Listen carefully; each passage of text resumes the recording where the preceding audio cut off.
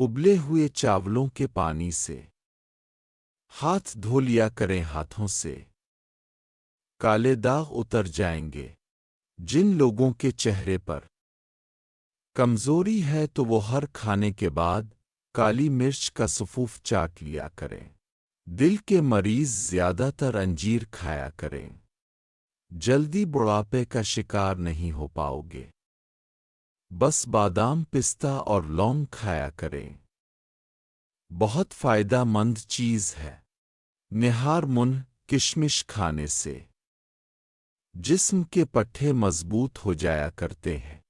جس شخص کو سانپ نے کاٹ لیا ہو اسے پانی میں پھٹکری کا سفوف ملا کر پلا دیں، بہت مفید ہے۔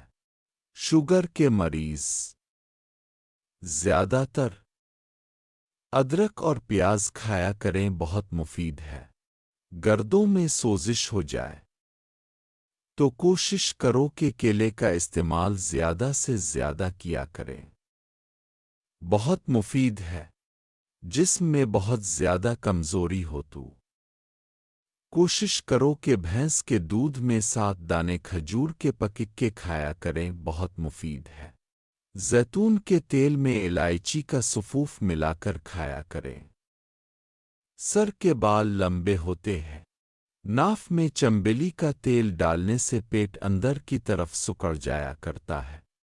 دہی میں سونف ملا کر کھایا کریں، چہرے پر خشکی نہیں آیا کرتی۔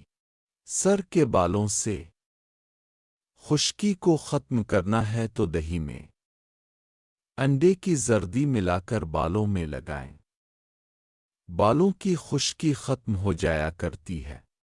اگر بخار ہو جائے تو کوشش کیا کریں کہ کھیرا کاٹ پر ماتھے پر اچھی طرح مسلیں، بخار کی شدت آہستہ آہستہ کم ہوتی جائے گی۔ کوشش کرو کہ ادرک کے رس کا 1 چمچ صبح خالی پیٹ چاٹ لیا کریں، گردن کے پٹھے کمزور ہونے سے بچ جایا کرتے ہیں۔